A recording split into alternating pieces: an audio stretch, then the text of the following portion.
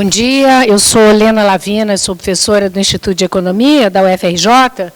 Como disse a Eliane, eu queria agradecer muito o convite da Eliane da HP para vir aqui conversar rapidamente com vocês um pouco sobre um tema que é um tema que a gente desenvolve lá no Instituto de Economia há 3 anos. Nós somos um grupo de pesquisa do qual fazem parte o Miguel Bruno, Denise Gentil, Norberto, que é o prêmio que vocês vão aplaudir aqui em breve, né? Ele ganhou o primeiro lugar com a tese dele de doutorado, a Flávia, enfim, nós somos 20 pessoas que se reúnem uma vez por mês e a gente vem trabalhando sobre esse assunto. Eu escrevi um livro que saiu pela Palgrave em 2017 sobre o tema da financiarização da política social no Brasil. E eu tenho escrito nos últimos 4 anos sobre esse tema e publicado bastante. É um tema que começou a ter muita relevância lá fora, mas também aqui dentro. E é um tema que, a partir, sobretudo, dos trabalhos do... enfim, do pessoal da SOAS, né, em Londres, o Alfredo está aqui hoje, tem o Ben Fine, que tem escrito muito, é hoje uma das linhas de pesquisa nova para a gente refletir sobre as mudanças do ponto de vista das políticas sociais. Então, eu vou trazer uma coisa aqui para vocês que é muito introdutória, que junta várias coisas, porque eu acho que é mais interessante assim, não é pegar um texto só e, enfim, ficar discutindo esse texto, ou pegar 2 referências teóricas mais estabelecidas e aprofundá-las. Eu acho que eu estou escrevendo um outro livro sobre isso, o grupo do qual a Flavinha está ali faz parte, nós vamos fazer também uma coletânea de textos sobre a questão da financiarização no Brasil, que deve sair em junho do ano que vem. Então, enfim, a gente tem trabalhado bastante. Eu queria um pouco trazer para vocês algumas reflexões sobre o assunto, porque, por incrível que pareça, embora seja um assunto crucial para a gente entender, é um assunto ainda pouco explorado do ponto de vista da literatura. Então, o outline é isso aqui. Eu vou fazer uma introdução que eu chamo um rolezinho pela imprensa para a gente ler o que é financiarização, porque todo dia a financiarização está colocada na imprensa, não é mesmo? E a gente não lê com os olhos e com as lentes que a gente deveria. Rapidamente, depois, a gente vai passar pelas questões de definição de financiarização, e eu vou falar da questão da colateralização da política social, que é um termo que eu cunhei.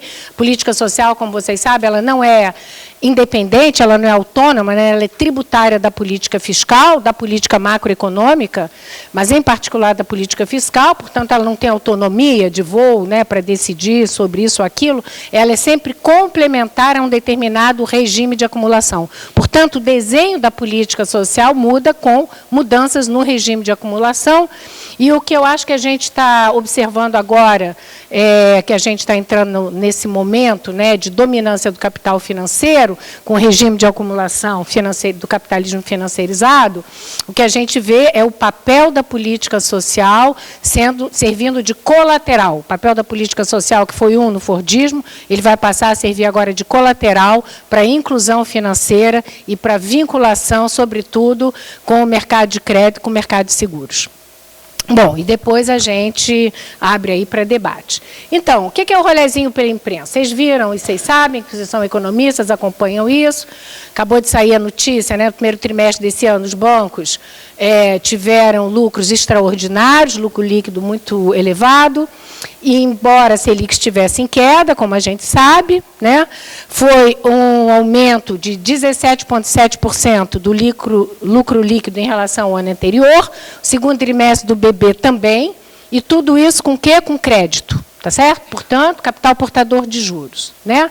E crédito a quem? A pessoa física. E todo mundo lembra do debate nas eleições, que a gente tem 65 milhões de pessoas inadimplentes. Não é que elas estão endividadas, é que elas estão inadimplentes. E uma das características do Brasil é que a dívida, né, o grau de endividamento das famílias só cai entre aqueles com mais de 10 salários mínimos de renda familiar per capita, e ele aumenta nos menores salários. Tá?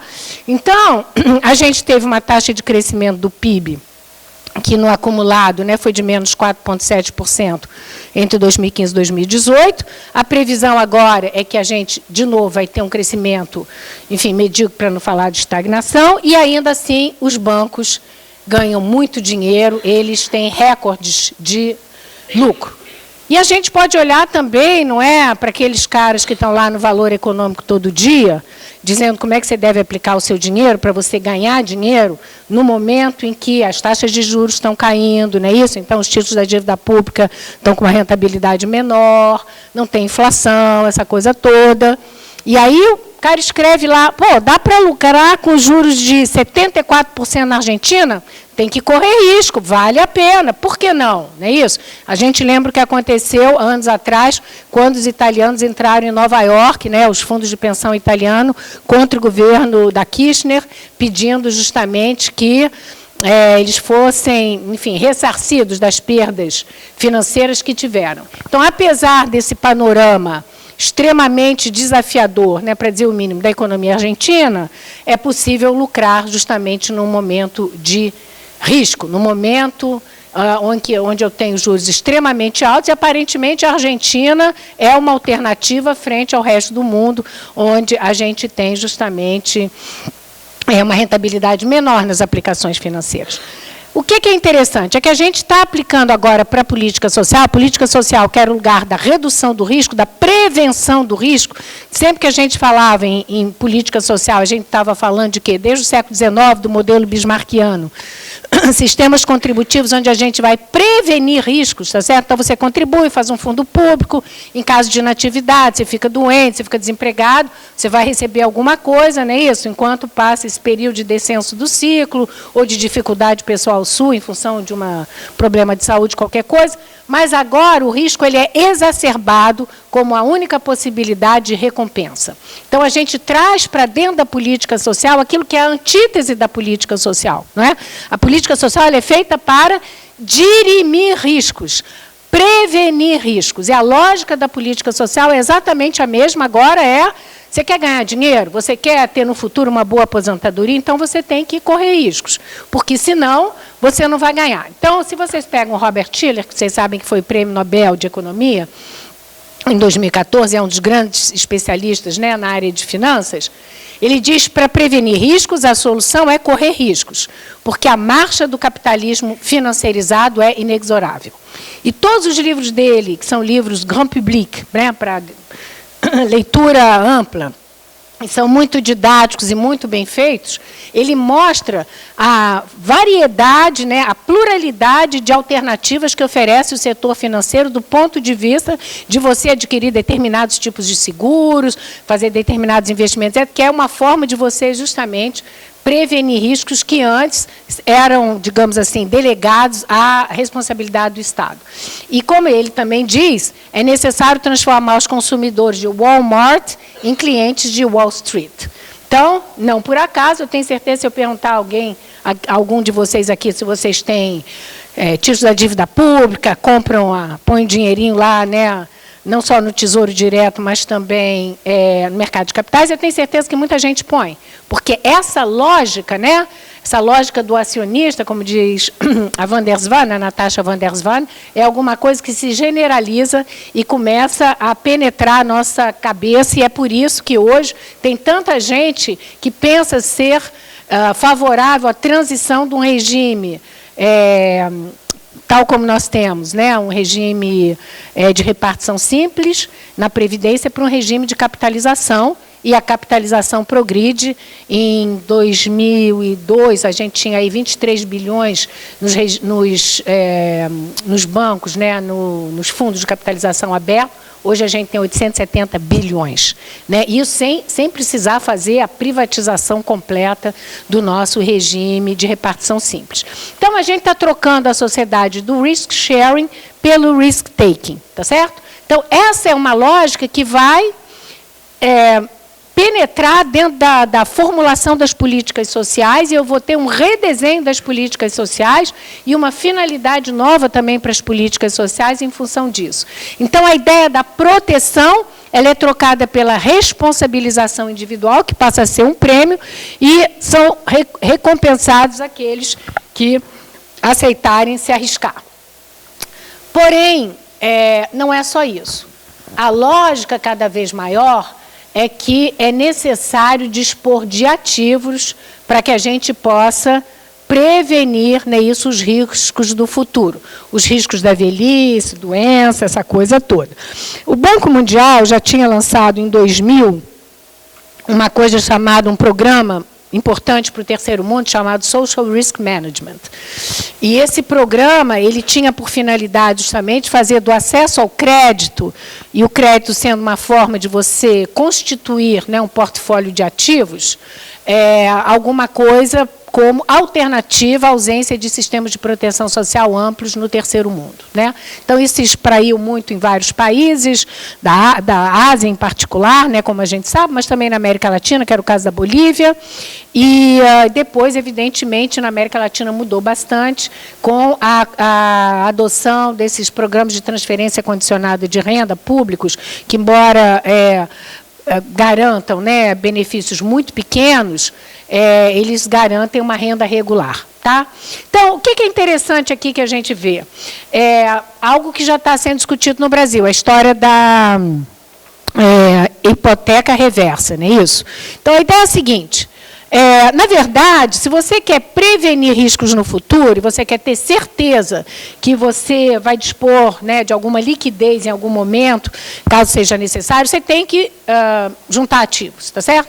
Então, a gente vai ver o que aconteceu com quem tem ativos, né? Tanto na Espanha quanto na Inglaterra, a gente podia olhar o caso americano, e a gente vai chegar no Brasil, porque, como vocês sabem, o ministro Guedes já propõe a ideia de uma hipoteca reversa no Brasil.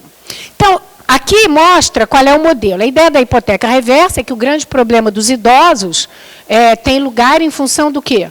Em função da pouca liquidez que eles têm na inatividade, tá certo? Mas por que a liquidez deles cai?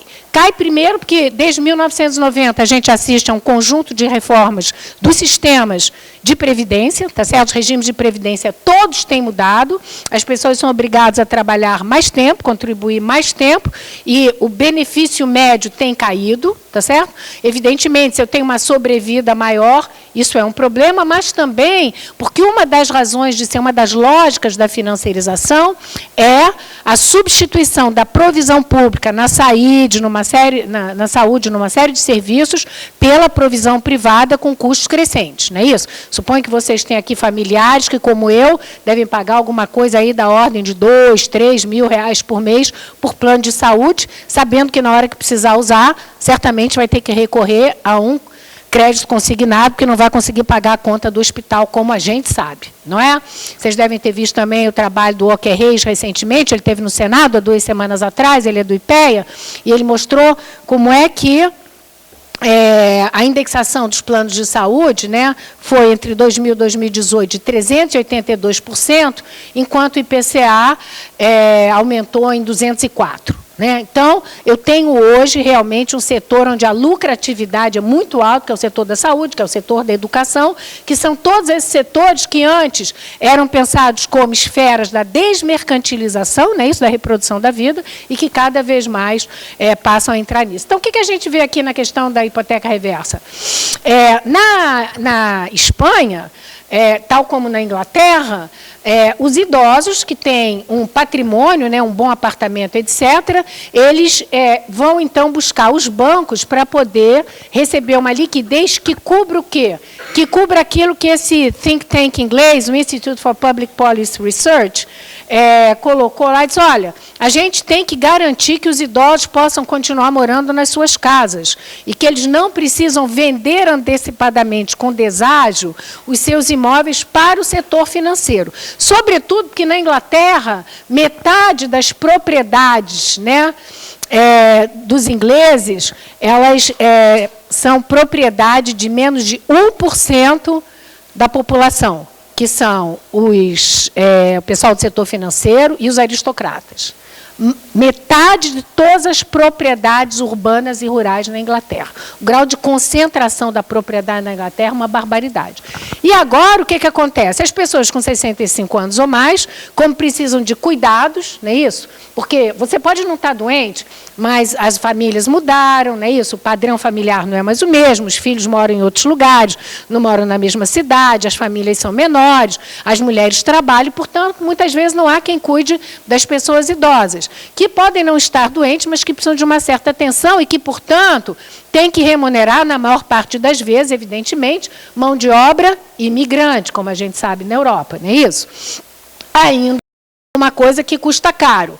E, portanto, esse think tank na Inglaterra calculou que para prover esses serviços de cuidados necessários para quem tem mais de 65 anos, de modo que as pessoas não precisassem vender os seus imóveis antecipadamente e perder, com 2% de aumento no imposto de renda de pessoa física, era necessário garantir, então, o dinheiro, o financiamento dessa provisão pública.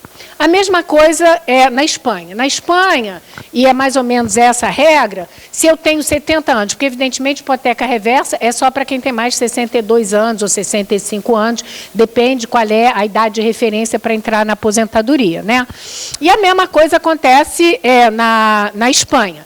Na Espanha, as pessoas com 70 anos, se elas precisarem de liquidez, né, precisarem ter dinheiro para pagar isso que elas não conseguem mais pagar, por quê? Porque os seus benefícios vêm sofrendo, né, uma perda de poder real de compra, elas, então, vão procurar o banco, e o banco ele, faz um deságio de 40%, tá certo? Para quem tem 70 anos ou mais, quiser vender seu apartamento, o banco, então, vai fazer uma estimativa, vai pagar 40% a menos do valor real do imóvel, tá?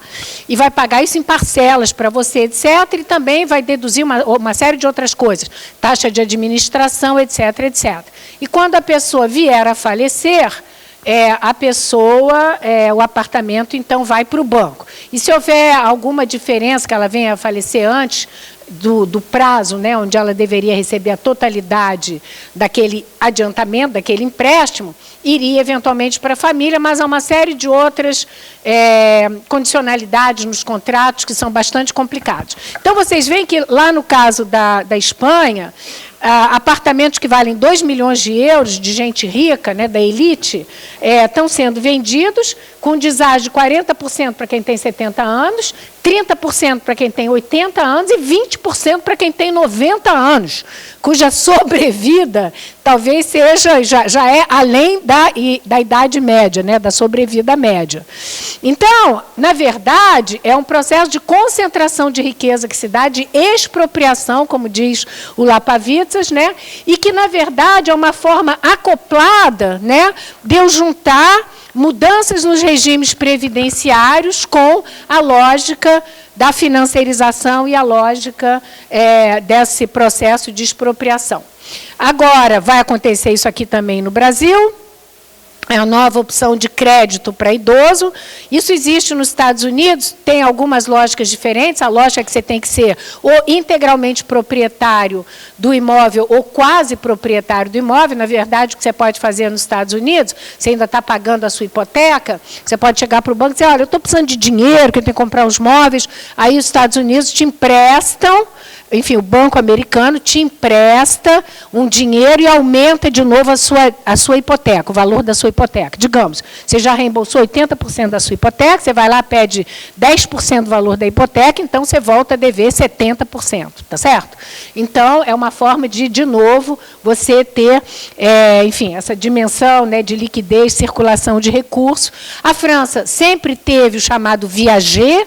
O viager é uma relação que não é uma coisa ligada à banca, é uma relação entre proprietários, geralmente são pessoas de baixo poder aquisitivo, idosos que têm um apartamento, é alguma coisa correspondente a 1% do mercado imobiliário francês, e a mensalidade que se paga a uma pessoa idosa é alguma coisa da ordem de 1.100, 1.200 euros, e não tem o valor do imóvel. Você vai continuar pagando aquilo para aquela pessoa idosa até o dia em que ela vier a falecer. E o dia que ela vier a falecer, se for em 2 meses, 2 meses, você só vai, normalmente, até 3 meses, o contrato de viager, ele é anulado, né? Se a pessoa vier a morrer em 3 meses. Tem que ser mais de 3 meses. Mas, de toda maneira, não é um contrato que passa pelo setor financeiro, é uma forma, né, de, enfim, acesso à moradia, que existe desde antes da Segunda Guerra Mundial e que continua sendo vista uma coisa como uma política social e não ainda como enfim, um mecanismo financeirizado. Tá? De toda maneira, por que isso acontece? Aquilo que eu estava dizendo para vocês. Aqui, vocês sabem que a Alemanha tem taxas de reposição de aposentadorias ainda relativamente altas. A Alemanha tem um sistema bismarckiano, né, um sistema de proteção social como a França, que funciona razoavelmente bem, mas isso mostra como é que a taxa de reposição caiu, né, tanto para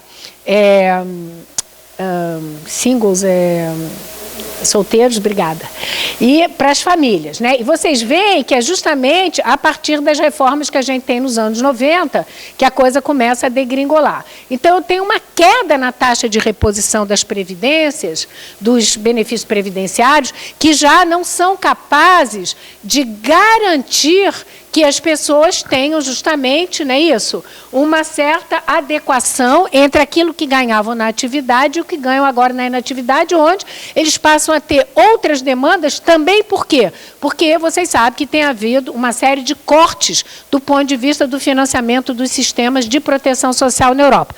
Vou dar um exemplo na França, que tem um dos melhores sistemas de saúde do mundo. Você agora, as pessoas, elas já têm um seguro, não é que é um seguro ligado às associações de socorro mútuo, que cobre 25% das suas despesas, e elas agora estão começando a pegar o que a gente chama uma surcomplementaire, um terceiro seguro. Por quê? Porque o Estado, progressivamente, não é isso, com o intuito de reduzir despesas, ele deixa de cobrir certos remédios. Então, ele já não reembolsa os 75% que ele reembolsava para todo remédio indicado, tá certo? Então, ele vai reembolsar 50%, ou ele não vai reembolsar. Então, veja, as pessoas vêm tendo despesas crescentes na inatividade, né? Não apenas do ponto de vista da cobertura de saúde, mas esses cuidados também, e, além disso, mesmo a questão de moradia, porque muitas vezes morre um membro da família, ou o filho casa, vai embora, é preciso redefinir, né, a esfera da moradia, e os idosos também têm que passar a pagar por isso, por moradia. Vocês sabem que a oferta de moradia social caiu muito, as cidades como Paris e Berlim, que têm investido muito, né, na criação de moradia social, que é uma coisa importante, porque você sabe que a moradia, quanto maior a oferta de moradia social, e não voucher, maior o impacto da regulação, eu consigo fazer com que o preço médio dos aluguéis caia, tá certo? Se eu tenho um montante, né, uma magnitude de moradia social ofertada pelo Estado suficiente, e vocês que sabem das coisas, vocês lembram que a primeira coisa que fez a Thatcher quando chegou na Inglaterra foi vender a moradia social. Ela vendeu logo 1/3 da moradia social, disse que não tinha nada que ter essa de moradia social, o Estado tem que sair daí, tem que ter realmente provisão privada, e com isso, evidentemente, a gente tem hoje o problema grave que foi a Inglaterra se tornar uma sociedade pós-industrial financeirizada, né, onde o imobiliário foi uma das grandes reservas de valor e os preços subiram muito, mas agora, quem quiser morar na Inglaterra, com o Brexit, os preços estão caindo. Gente, existem milagres e esse é um deles. Porque os grandes executivos, vocês sabem, toda a praça financeira, né, está indo para a Suíça, está indo para a Alemanha, estão indo para a Holanda. E, portanto, enfim, a emigração é muito grande, os preços já começaram a cair. Mas, em relação àquilo que eu tinha dito para vocês, vocês veem uma coisa surpreendente. Se vocês pegarem qualquer relatório da OCDE, da OIT, da UNCTAD, vocês vão ver que, de 90 para cá, a gente teve um grande avanço dos sistemas de proteção social, porque a cobertura dos sistemas de proteção social ampliou muito, inclusive no terceiro mundo. Só para dar uma informação para vocês saibam que hoje, no mundo em desenvolvimento, O mundo tem mais ou menos 7 bilhões e meio de pessoas. Existem 2 bilhões e meio de pessoas que recebem um programa tipo Bolsa Família. Então, vocês veem que o grau de monetização através desses programas de transferência de renda cresceu muito. E isso é uma forma de proteção, porque nas economias de mercado, evidentemente, todo mundo precisa, não é isso, de algum dinheirinho para fazer suas compras. Mas, apesar da cobertura ter se expandido e dos progressos que se teve com esses mínimos sociais, etc., o que a gente vê é que em muitos países, Austrália, Chile, Coreia do Sul, olha a taxa, o percentual de pobres ali abaixo da linha de pobreza na Coreia do Sul, que sempre foi o país exemplar para nós, não é isso?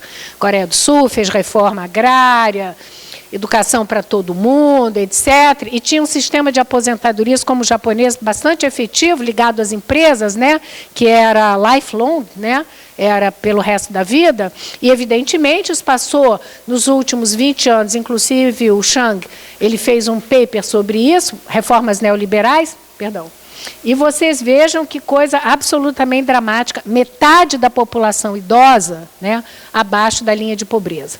Estados Unidos é bastante alto, inclusive os pobres, o percentual de pobres nesses países é maior que o da população pobre, o que é surpreendente, né? Porque normalmente os pobres eles têm justamente direito a uma aposentadoria, algum grau de cobertura, e, portanto, vocês veem que existem 2 padrões, países onde na população em geral que o percentual de pobres é maior e menor na população que tem direito a uma aposentadoria, exceto nesses países aqui, que são, sobretudo, países onde o sistema de capitalização é muito importante. Então, isso é uma outra coisa, né? Quer dizer, com a mudança dos sistemas de repartição simples e a prevalência dos sistemas de capitalização, a gente tem justamente um aumento da pobreza entre os idosos. Na Inglaterra, a grande discussão hoje, entre outras, né, do ponto de vista do que faz com o sistema de saúde, o que faz com os 100 bilhões de pounds de dívida dos estudantes, né, com a história das tuitions, a outra coisa que é discutida na Inglaterra, o que a gente vai fazer com o aumento da pobreza entre os idosos, porque tem que cuidar disso, porque não adianta, as pessoas, né, elas acabam todas aonde? Acabam todas no hospital. Então, aumenta o déficit do ponto de vista do setor de saúde. Bom, então, o ponto é, isso aqui é fruto de mudanças nos regimes, que eram regimes de repartição simples e que vão se tornando regimes de capitalização. Vocês olham aqui no Brasil, evidentemente, a comparação não é imediata, porque a gente não trabalha com uma linha de pobreza relativa, como eles, mas, de toda maneira, essa linha de pobreza aqui do Banco Mundial, $5,50 per capita, ela é mais ou menos próxima. Vocês veem que hoje no Brasil, né, 85% da população com mais de 65 anos recebe um benefício assistencial de, no mínimo, um salário mínimo. Vocês veem a diferença que isso faz, né? Mesmo pegando uma linha de pobreza tão elevada, você tem um percentual muito pequeno de pobres. E se eu pegar as linhas de pobreza do Bolsa Família, a linha de indigência, vocês veem que a população idosa praticamente desconhece, não é, o que é realmente um nível de, enfim, necessidade muito grande. E aqui é impressionante se a gente comparar com o resto da população. Aí tem gente que acha que o problema é que, enfim, os idosos têm de mais e as crianças têm de menos, porque elas não votam. Não, é que a gente tem um sistema de proteção social que, evidentemente, ele se fortaleceu mais, não é? Com a Constituição de 88, do ponto de vista da garantia das contribuições, ampliando as contribuições, benefícios não contributivos, né, como os benefícios rurais, e a gente conseguiu garantir que tudo isso fosse ligado ao salário mínimo e, portanto, você conseguiu reverter um quadro que era um quadro de privação muito grande, sobretudo nas áreas rurais que a gente tem. Bom, mas aí o ministro da Economia disse que o problema agora é que no Brasil, fez uma estimativa lá, que a gente ia ter alguma coisa aí, com 3,5 bilhões para colocar no mercado, com a ideia da hipoteca reversa.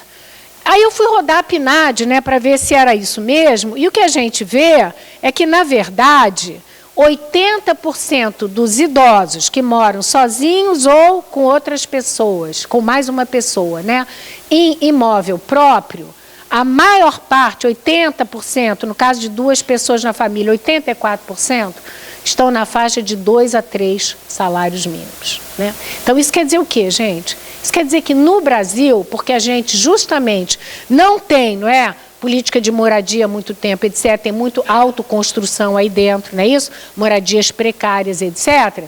As pessoas que vierem a querer vender o seu imóvel antecipadamente para receber alguma coisa, certamente vão receber muito pouco, não é isso? Numa cidade como Rio de Janeiro, o risco adicional é o fato de cair nas mãos das milícias, não é isso? Que também é uma probabilidade. Mas, fora isso, o público-alvo potencial, tá certo? Não são quem tem mais de 10 salários mínimos, não é isso?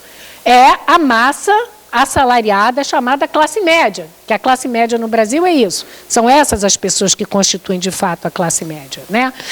E que são aquelas que são detentoras de algum capital. Então, isso para dizer o seguinte, as aposentadorias, elas vêm se tornando... A propriedade, perdão, vem se tornando uma alternativa às aposentadorias, né? O incentivo à compra de imóveis é crescente, não é só no Brasil, vou falar do caso da Dinamarca. Dinamarca, as famílias têm 150%, né, o endividamento das famílias corresponde a 150% do PIB. E as pessoas estão fazendo o quê? Num país onde eu sempre tive um estado do bem-estar generoso, não é isso? Cobrindo todo mundo de forma universal, com serviços de qualidade, as pessoas estão entendendo que está havendo mudanças nas suas aposentadorias, nos seus sistemas previdenciários, e todo mundo quer ter um segundo imóvel. As pessoas querem comprar um segundo imóvel, porque a ideia de que o futuro está assentado na lógica dos ativos, tá certo? Então, essa lógica da propriedade, a propriedade, né, é fundamental, né, ser dono de títulos, enfim, a propriedade dos títulos é algo central no capitalismo financeirizado, é justamente aquilo que começa a definir o nexus do ponto de vista, né, dos direitos e da proteção social, tá certo? Então, claro, isso vem com a desregulamentação financeira que começa nos Estados Unidos no final dos anos 70, no Brasil chega no final dos anos 80, e, evidentemente, face à derrocada dos sistemas de proteção social, a alternativa é, cada vez mais, a gente ter a propriedade, as diversas formas de propriedade como colchão de segurança. Isso aqui é só para lembrar que não sempre foi, nem sempre foi assim, né? Se a gente olhar esses países, os países onde eu tenho maior acesso à propriedade na União Europeia são os países da Europa Oriental, evidentemente, mas se eu olhar aqui para baixo, você vê que a Alemanha, 50%, né, dos domicílios não são propriedade, são aluguel, porque eu sempre tive uma política de moradia através do acesso ao aluguel, aluguel regulado, controlado pelo Estado, ou então políticas de moradia em que o Estado detém 20% das moradias e ele, evidentemente, mantém aluguéis, né, preços de aluguéis controlados, etc. E tem toda uma política, né, na França, na Alemanha, de controle do mercado de aluguéis. Dependendo da zona em que você mora, você não pode aumentar o seu aluguel de um ano para o outro, muitas vezes você tem até que diminuir o aluguel. Ou seja, mesmo nesses países em que o acesso à moradia podia ser outro que não da propriedade, a ideia da propriedade, né, isso começa a ganhar relevância, porque esse era o modelo do pós-guerra, do estado do bem-estar social, e nós estamos agora entrando num outro modelo. Tá? Então, a ideia é que cada vez mais a gente vai ter o que a gente chama debt safety net, né? O safety net sendo essas transferências de renda que vão permitir que você alavanque uma dívida para você, através da dívida, poder prover as suas necessidades. Isso vai se dar pela moradia, que é fonte de consumo do futuro, liquidez emergencial, poupança para a velhice, mas os setores onde mais vem acontecendo essa transição são, evidentemente, as hipotecas, o crédito estudantil, nós vamos falar nele aqui rapidamente, cartão de crédito para despesas por saúde ou o crédito de consumo, que hoje é uma das maneiras pelas quais as famílias mais se endividam. Tá? Que horas são? Por favor. Tem que acabar às 3. Então, a gente... Isso. Então, a gente vai passar rapidinho. Bom, como é que a gente define financiarização? A gente pode pensar que é um novo estágio de desenvolvimento do capitalismo, tá certo? E que, evidentemente, ele tem características próprias em cada país. Ele é contemporâneo do neoliberalismo e da globalização, né? A globalização precisava também da globalização financeira.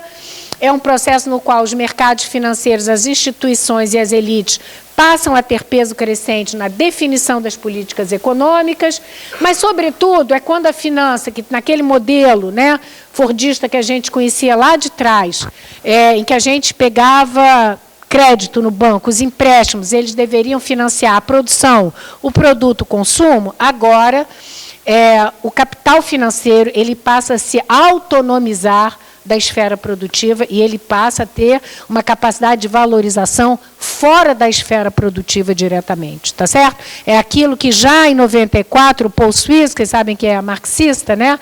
Ele falou que é quando a finança deixa de estar subordinada à produção. E uma das características justamente da financiarização é essa, né? É o processo de autonomização do capital financeiro. A gente tem realmente uma dicotomia. Não por acaso a gente olha para os países europeus, as taxas de crescimento nos últimos anos foram extremamente baixas, né, medíocres, quase estagnação, com um crescimento muito grande dos retornos financeiros, dos mercados financeiros, etc. Né?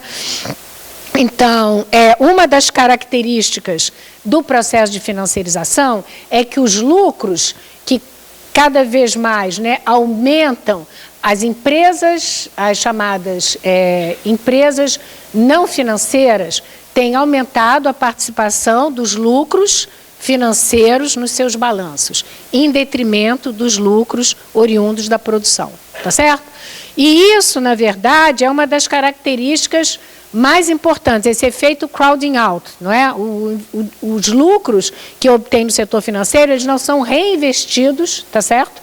Na esfera produtiva, gerando empregos, etc., porque o tempo de maturação é muito maior e, evidentemente, existe um interesse imediato por mais liquidez.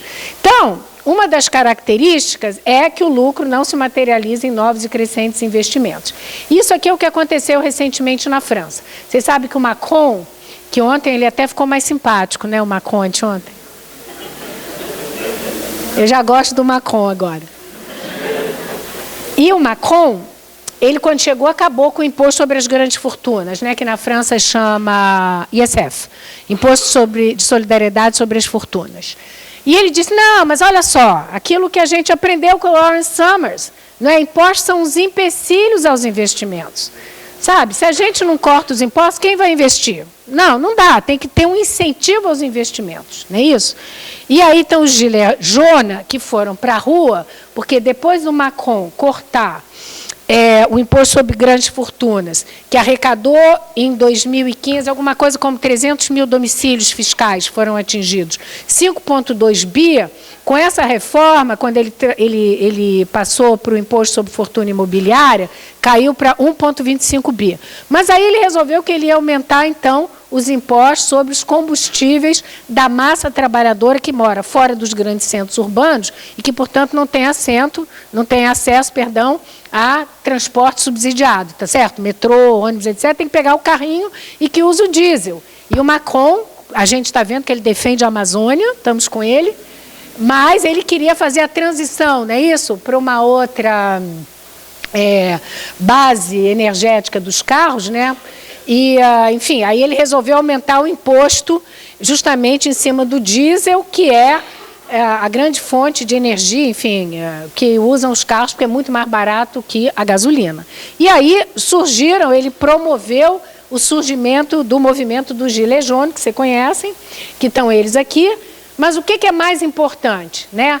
É que o Macron, ele se comprometeu a fazer uma avaliação nos 2 anos subsequentes à sua eleição, com o fim do imposto sobre as grandes fortunas, que era alguma coisa, uma alíquota de 0,5% a 1,5% de quem tivesse um patrimônio superior a 1,3 milhão de euros, tá?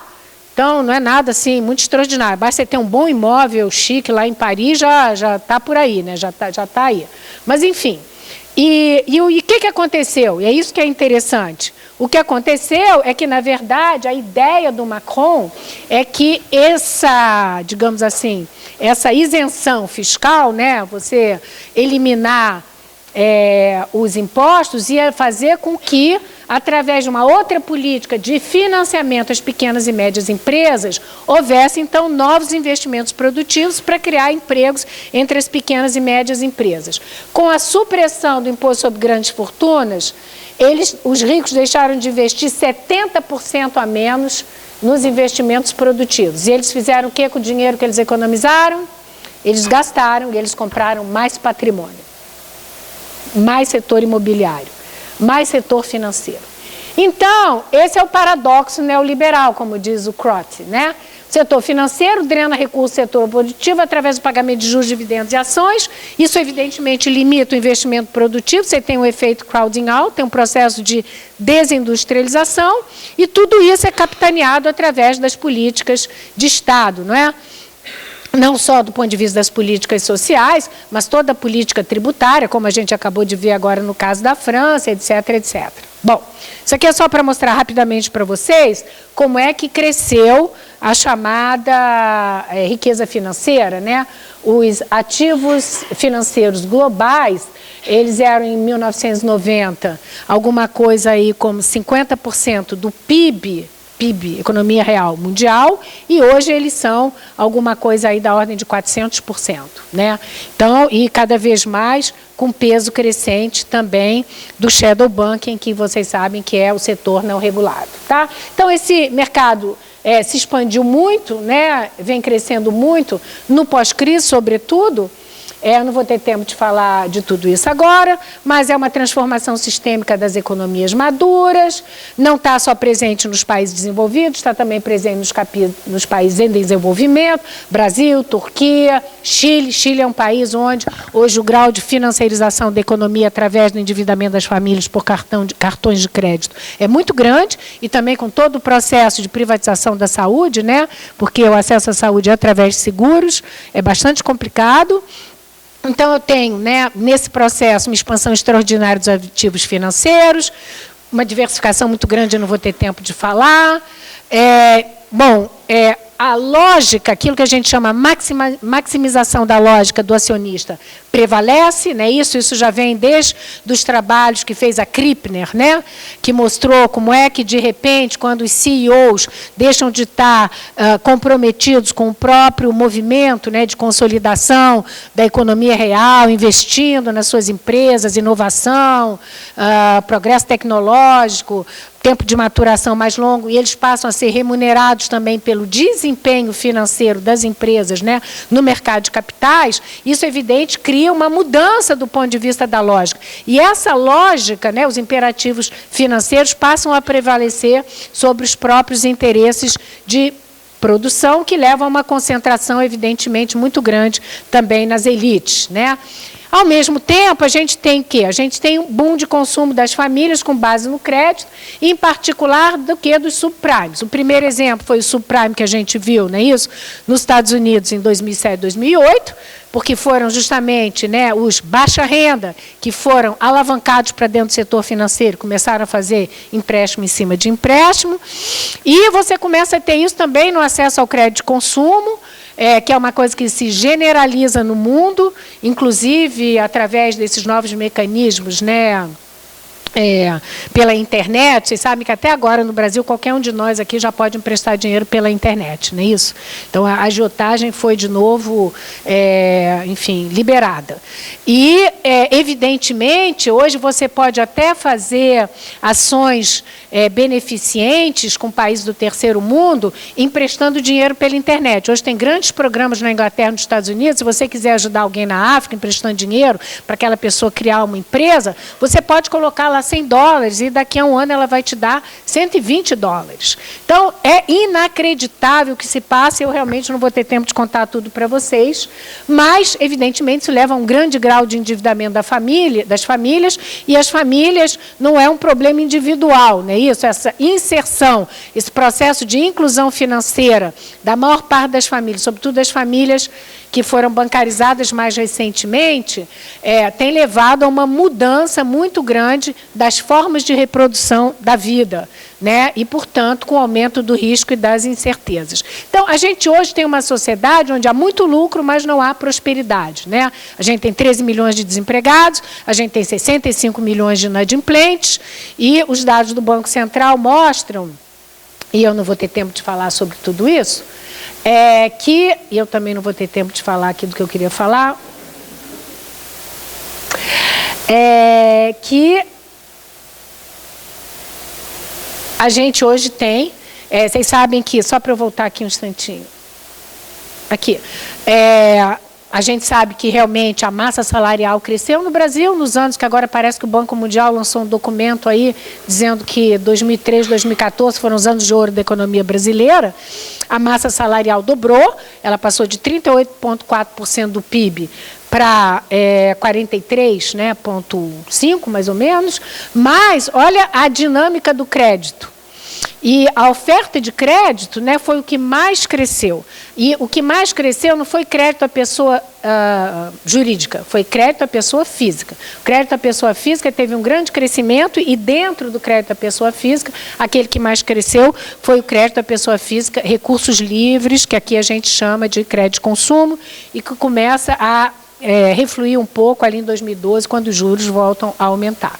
Isso dito, os dados são mais ou menos esses. Existe 93% das pessoas hoje inadimplentes estão nas classes C, D e E. A maior razão de inadimplência é compra de alimentos, porque as pessoas pagam no cartão de crédito, as pessoas pegam dinheiro também para comprar remédios, seguido de aquisição de roupas e sapatos. Segundo o Banco Central, 1,4%, 10% das pessoas que recebem o Bolsa Família estão inadimplentes, não é que elas estão endividadas. A gente até entende, né? Porque viver com 150, 185 reais por mês é um pouco difícil. Mas a dívida delas é 10 vezes o valor mensal do benefício de origem. Tá certo? Bom, a Argentina está fazendo a mesma coisa, eles têm um programa que chama Auxílio por Hijo, né? Auxílio Universal por Hijo. E foi criado lá atrás também, na época da Cristina Kirchner, para todas as pessoas que não têm trabalhos formais e que, portanto, têm uma probabilidade alta de estar na pobreza.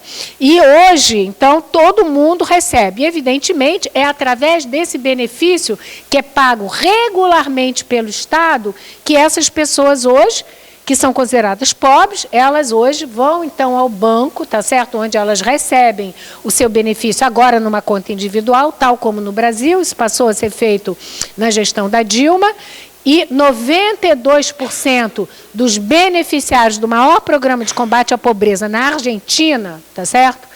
Eles devem aos bancos, eles estão endividados junto aos bancos. Isso aqui é o endividamento, dado do Banco Central, relação entre o total da dívida e a renda anual tomador de empréstimo. Você vê que é alguma coisa que vem crescendo de novo, 44%, são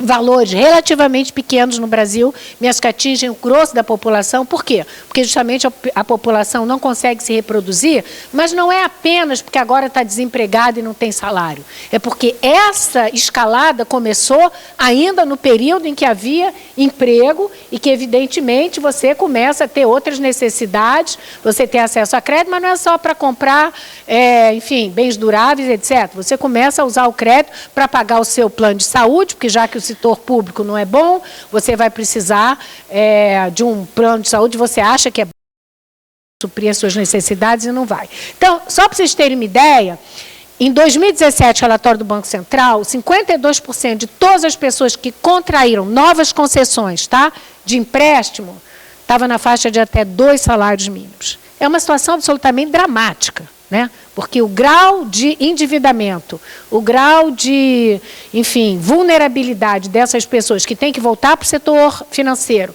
negociar, não é isso? tentar arrumar outros empréstimos. Muitas vezes vão procurar outras fontes, como na Crefisa, eu mostrei um slide antes, é bem superior. Mas as pessoas vão... A Crefisa tem milhões de negativados, não por acaso ela oferece seus serviços no horário nobre, né? É durante o Jornal Nacional que a Crefisa anuncia, não sei se vocês já repararam. É o horário de televisão mais caro, né? Tem dezenas de milhões de pessoas dentro da Crefisa. E, portanto, só as altas classes de renda que não estão perdendo. Bom, eu não vou ter tempo de falar tudo isso, mas eu queria só falar do FIES rapidamente. Porque, tal como na Inglaterra, nos Estados Unidos, né, a gente aqui passou por um processo de inclusão, de acesso à democracia, enfim, crescente, né, à universidade. Vocês sabem que a maioria dos nossos alunos, né, ao contrário de vocês que estão aqui, que eu suponho que a maior parte de vocês tenham o privilégio de estar no setor público, 76% de todos os nossos alunos, estudantes universitários, estão na esfera privada, em escolas privadas cujo desempenho, como nós sabemos, não é satisfatório na sua maioria das vezes. Tá? Mas essa mudança, né, foi feita primeiro, a criação do FIES, pelo Fernando Henrique, o troço não andou, ficou meio por ali mesmo, não saiu do lugar, mas na gestão do PT foi feita uma grande negociação entre justamente o Ministério da Educação e algumas empresas, corporações do setor privado, entre elas a Croton, que vocês sabem que hoje é a maior empresa, né, de provisão de educação privada do mundo, a gente tem 3 entre as 10 maiores. E, portanto, o FIES foi relançado com uma nova modalidade, não ia haver fiador, então você abre mão do fiador, que é uma coisa importante, né?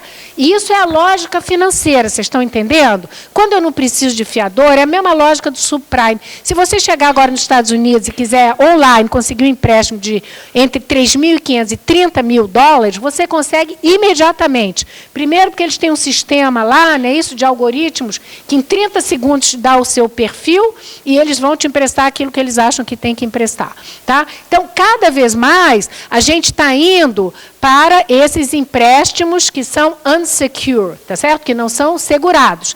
E a mesma coisa do ponto de vista do acesso à universidade. Então, o que aconteceu? A ideia era que nós íamos usar as vagas ociosas nessas universidades. Só que essas universidades, que eram pequenas, nesse processo de oferta de vagas ociosas, começou a haver o quê? Um processo de fusão e aquisição, né? Eles começaram a comprar todas essas universidades que têm enormes, né, no Brasil, um número impressionante, contingente grande, e foram concentrando, processo de concentração e centralização muito grande. E, no auge do FIES, vocês veem aqui a Croton, 61% dos alunos presenciais, eles eram bolsistas não, perdão, eles eram detentores de um empréstimo do FIES. O que quer dizer, né, que quem financiava o FIES eram os empréstimos do setor público. Como é que se passava esses empréstimos? O dinheiro ia direto para a universidade, tá certo? E a dívida ficava entre o estudante e o MEC. Combinado? Vocês sabem que estudos da FGV mostraram que a mensalidade média das universidades cresceu 15% acima da já elevada ao ano, 15% acima da já elevada inflação média do setor de educação do Brasil, que foi da ordem de 7% ao ano. Bom, bem acima da inflação normal. Então, vocês veem como é que é fácil, não é isso, você colocar gente na universidade no Brasil. Tá certo? Então, a maior parte das universidades, elas começam a ter uma grande maioria, né, dos seus alunos pagos garantidamente, né, pelo Estado, independentemente tanto do desempenho da universidade, porque a gente não sabe se eles melhoraram o seu desempenho, ou do desempenho do aluno, tá certo? Mas o que é genial? É que justamente quando houve esse acordo lá com o governo federal, a maior parte delas foi abrir capital no mercado de capitais. Elas fizeram IPOs, tá certo? E a partir de então, à medida que eu tenho um aumento do número de estudantes que são contemplados pelo FIES, aumenta o valor real das ações dessas empresas. Ups! Então, o que é interessante, né? Eu vou andar aqui rapidinho, só para a gente fechar. A gente se dar conta que, enquanto as ações da Croton até 2015, quando aí tem a crise fiscal e se cortam, né? Perdão, se cortam...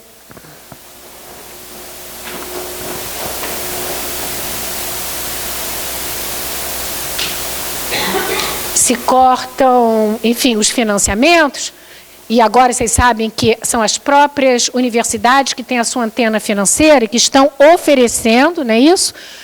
Planos de financiamento, empréstimos para os alunos entrantes, com juros que variam de 2,9% ao mês a 4,9% ao mês. Eu deixo vocês fazerem as contas.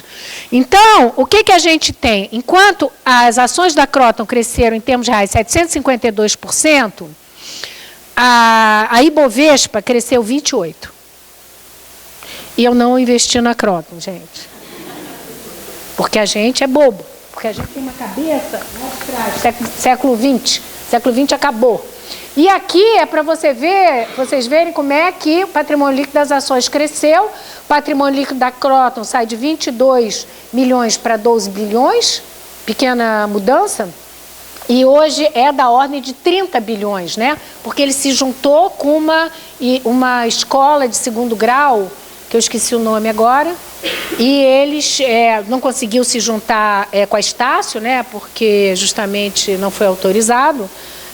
Porque aí era demais, mas enfim, então tudo isso tem vários dados aí que vocês já viram, a gente já falou. Eu tenho hoje 57% de estudantes que são inadimplentes, o rombo é da ordem de 20 bilhões, está havendo um novo modelo de renegociação das dívidas, né? Não está funcionando, evidentemente. O teto das mensalidades vem aumentando muito. E, como eu disse, cresce o financiamento privado, que agora vai ser alimentado pelo projeto Futurice do governo federal. Não é isso? Bom, então, isso aqui é só para mostrar que isso é um caso também nos Estados Unidos. Nos Estados Unidos, a dívida dos estudantes é 1,6 trilhão. 1,6 trilhão de dólares. Tem 44 milhões de pessoas, né, em dívida. Não por acaso a Elizabeth Warren, vocês sabem, essa é a grande, né, palavra de ordem da campanha dela para acabar com a dívida dos estudantes. Ela tem uma série de propostas que eu não vou ter tempo de mostrar aqui, mas aqui é só para mostrar o estoque da dívida. 2013, a maior parte era mortgage, né, hipoteca. Aí vocês veem aqui como é que os empréstimos estudantis, o crédito estudantil aumentou. Isso é uma realidade que vem aumentando em todos os lugares. Na Alemanha, também começaram a pedir lá, né, a onda neoliberal que chega com o governo social-democrata. De 2002, o Schröder, quando ele chega, ele começa a fazer novas reformas dos sistemas de aposentadoria, mudanças substantivas, né, na proteção social, e eles resolvem que eles vão, então, instituir também uma tuition, que os alunos devem pagar para ajudar as universidades, etc. Aí vocês veem aqui como é que o crédito estudantil começou a crescer, até que houve uma grande mobilização estudantil, recorreram à Corte Constitucional, sabe que os alemães têm uma Corte Constitucional rígida, rigorosa, não é como aqui a gente ouve o nosso presidente da nossa Corte Constitucional do STF, né, Dias Toffoli, que diz, a Constituição tem uma série de problemas, a gente tem que mudar a Constituição. Quer dizer, o cara, ele é o fiador da Constituição e ele vai a público dizer que tem que mudar a Constituição. Você entende? Ele não tem que dizer se tem que mudar, ele tem que aplicar a Constituição. Isso é o STF. Mas a Corte Constitucional Alemã, para alegria nossa, disse, não, na Constituição alemã, o ensino é gratuito em todos os níveis e, portanto, nessa escalada que vocês estão vendo aí do grau de endividamento dos alunos, foi suprimida o pagamento de tuitions e o ensino hoje voltou a ser 100% gratuito na Alemanha. Bem, eu não vou ter tempo de falar para vocês como é que quem está por trás de tudo isso são fundos de pensão, não é isso? São grandes investidores estrangeiros que estão aqui, ó, a maior parte das emissões de ações estão em mãos de investidores estrangeiros e, portanto, interessados não no desempenho da Kroton, se ela vai fazer com que a média dos alunos suba, não é isso? E todo mundo esteja tendo um aproveitamento melhor, e o Brasil também está melhorando seu aproveitamento vis-à-vis na comparação internacional. Não, as pessoas estão interessadas, evidentemente, nos seus dividendos, não é isso? No valor das ações, essa lógica acionista que a gente falou. Então, enfim, haveria muita coisa a dizer, mas só para concluir, eu quero mostrar que quem lastreia tudo isso é o Estado que está por trás de tudo isso. Nos países desenvolvidos, a dívida das famílias, 50% é com hipotecas, 50%, o resto é com crédito de consumo. Nos países em desenvolvimento, 2/3 é com crédito de consumo, ou seja, as pessoas se endividam para elas poderem justamente assegurar o seu dia a dia, se reproduzir, porque cada vez mais há um refluxo do ponto de vista da provisão pública do Estado. Ela é ruim, de má qualidade, e por isso mesmo ela empurra a população para o setor financeiro, né? Todo mundo hoje tem um auxílio, um seguro funeral, um seguro disso, seguro daquilo, cada vez mais o setor de seguro se multiplica. E eu queria só dizer, né, que a lógica da financiarização do ponto de vista da política social é que a financiarização, como você sabe, o setor financeiro, ele necessita de fluxos regulares de renda. E a política social no século XXI, ela tende a se tornar exatamente isso, né? É o Estado que garante mínimos, não precisa dar muito, tem que dar um piso. Não por acaso se discute previdência, vamos dar um piso. Quem quiser mais, vai para o banco, não é isso? Vai para o setor financeiro, não é isso? Abre uma conta de capitalização. A gente vai dar o básico. Esse básico, gente, vai se tornar aquele colateral mínimo cujo diferencial é ser pago pelo Estado, né? Quando vocês pegam um crédito consignado, 93% de quem pega crédito consignado, quem é, gente? Funcionário público e aposentado. Sobretudo aposentado, que são 30 milhões, funcionário público no Brasil, alguma coisa em torno de 9 milhões. Tá certo? Quem paga essa renda? O Estado. Portanto, o Estado é o fiador hoje do processo de financiarização das famílias brasileiras e do jeito que vai. Eu acho muito difícil que a gente consiga reverter a transformação da política social num instrumento de desmercantilização, hoje transformado numa dinâmica, né, num instrumento de colateralização da política social. Muito obrigada.